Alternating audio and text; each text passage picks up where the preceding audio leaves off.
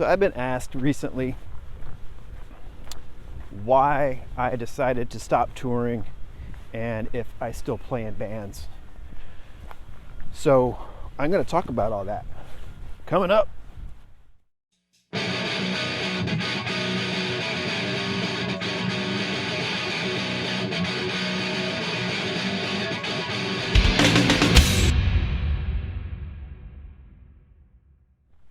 So I toured in bands for 9 years. It started with my band from Florida way back. It was 95. Band that I was a founding member of. We had some great opportunities that came really fast to us. Our first tour was with a legendary punk band.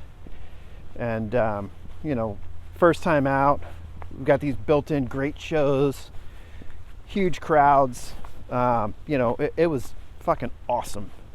Had a lot of great success early on, a lot of great opportunities that came, and we took full advantage of all of them. So, bought a van, you hop in the van, you're with your best friends, you're driving all around the country, you're going to places you've never been before, you're seeing things you've never seen, meeting all kinds of people, playing shows every night. It doesn't matter if there's 3 people there, if there's 300 people or 3,000 people. You're just fucking doing it, man, and it was awesome. And after a while, things start to get a little complacent and kind of become a little bit more commonplace. It's just like anything else. I mean, you do something for long enough, as much fun as it is and how much you love it, after a while, it just kind of becomes the norm and not as much fun as it once was. But, when you start factoring in financial stuff and being gone for months, out of the year, I was one of the few in the 2 bands, the 2 touring bands that I was in, that I really had to worry about finances, and I had to work from the minute I got home, to make ends meet. I'm not saying the other guys in the 2 bands didn't have to do that, but they had a little bit more financial backing with family and things like that I didn't have. That's okay. I mean, that was my issue. It wasn't anyone else's, but something that I had to deal with within myself every time we went out on tour and came home was, how am I going to make this work?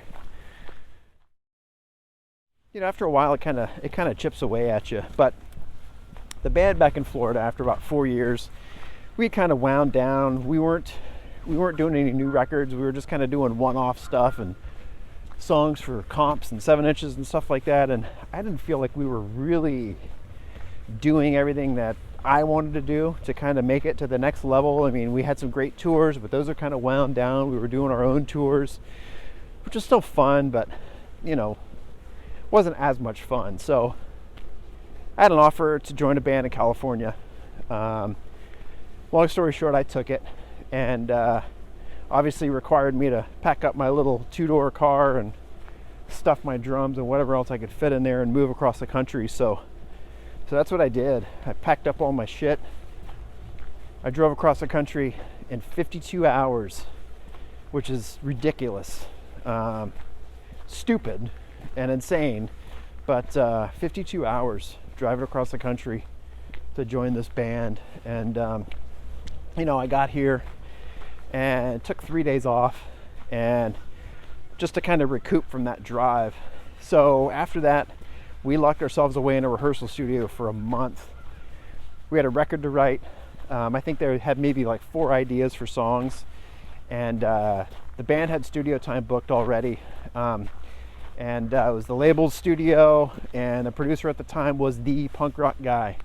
He was the punk rock producer, and if we didn't make it, if we didn't have a record to record, it was going to be another year, at least with that studio, and we didn't want to go anywhere else. So we locked ourselves away and worked our asses off 6 days a week, 6 to 8 hours a day, and not 68 hours a day, 6 to 8 hours a day. And I think we wrote 16 songs. Went in, we spent 3 weeks recording a punk rock record, which is ridiculous. I get it, but when you do your drum parts and then you go home and you're done, and you come back and the record's all finished and mixed and you're listening to it and you hear shit, that happened while you were home, percussion wise, like tambourines and shit like that.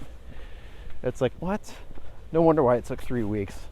Anyway, once we finished with the record, I mean, we were gone. We hit the road, and we were, gosh, it was a blur. I mean, we went to Europe twice, 10 countries each time. We went to Australia. We toured from coast to coast in Canada. I don't know how many times we went through the States, but it was a lot. It was constant.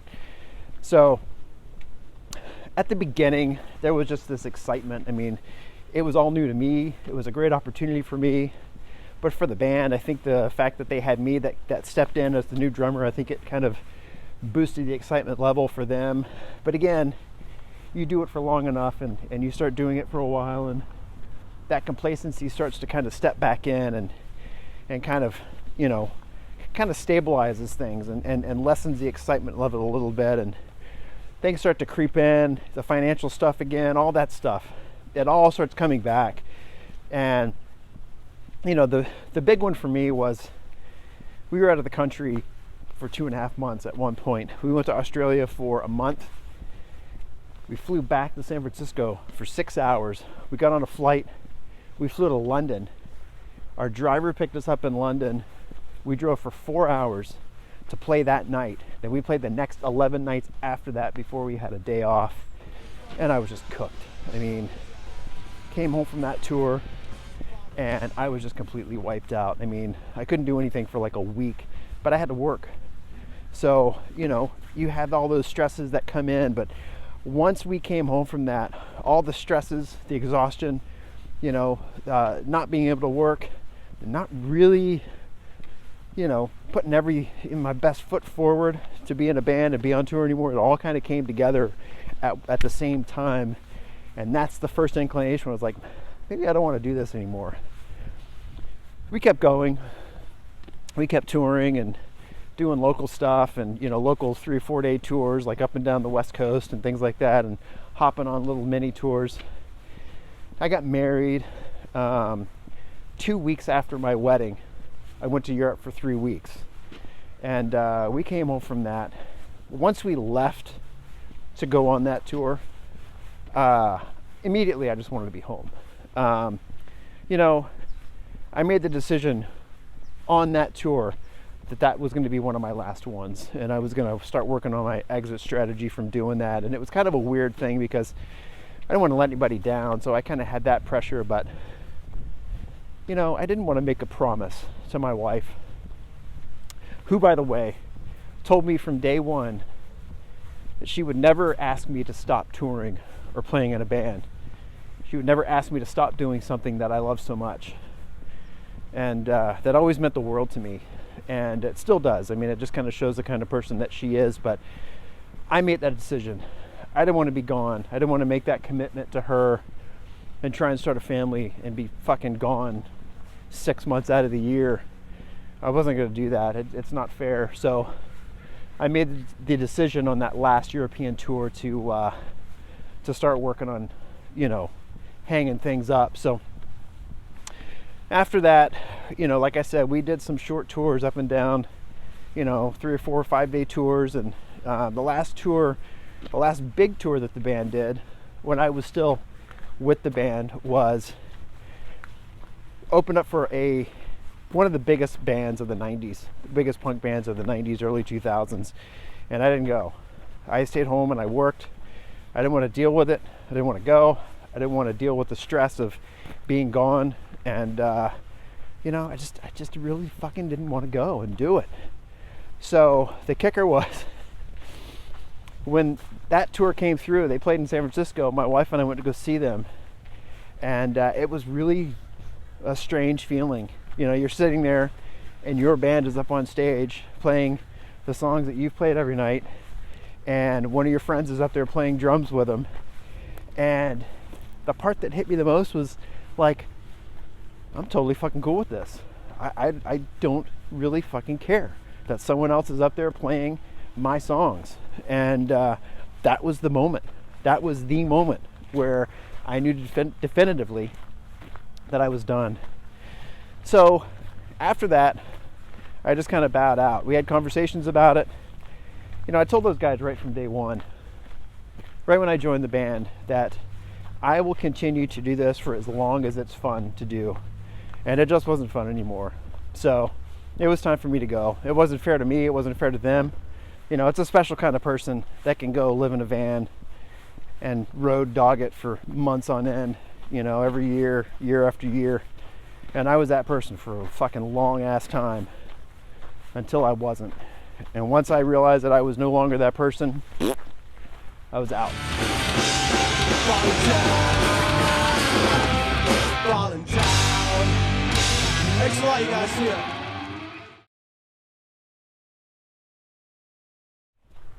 The decision that I made was on my terms, and to this day I'm 100% content with that and comfortable with it. If it was taken from me, I may feel differently. I'm sure I would, but yeah, man, it just was not worth it anymore. I wasn't enjoying it. Do I still play in a band? No. I was, up until a few months ago. I already did a video kind of addressing that whole thing, so I won't get into all the specifics, but you know, I was in a band up until about 3 months ago, and it didn't really end in the most ideal way. You know, just kind of a, you know, me and my best friend and his brother, who was playing remotely. We were sending him tracks in a different state. And, you know, we were locked in together, musically, friendship-wise, the whole deal. And it just fell apart, and it sucks. And I'm still bothered by it, but it is what it is, man. I don't know, some personal things got into it, and, you know, we just had some differences on our approach and what we wanted out of it and how we wanted it to sound, and it just took a dive. So, you know, I'm bummed about it. It was a great experience, and I really got a lot of fulfillment out of it, but you know, here I am. Do I want to get into another band? No. Do I love what I'm doing now? Yeah. I'm just making drum videos and doing shit like this, walking around talking to a phone. But you know, my hope is that some of you will get something out of this and maybe just kind of tell my story a little bit. For anyone who's listening, anyone who cares, I care. I mean, it's you know, this is my life. You know, this is you know, touring and being in bands, and those first few years in my first band in Florida, you know, they made me who I am, and I mean, I'm proud of that. I'm content. I'm happy with who I am, and with the life that I've kind of built. You know, the life that my wife and I have built together here, and my son. It's, I don't know, it's all about fulfillment and balance. And if you're doing stuff that you don't wholeheartedly, you know, you can't put your 100% effort into, then it's not fucking worth doing. And I don't care what it is. So, you know, that made the decision easy for me when I realized that I did not have my heart into it anymore. So that's when I made the decision to take a step back.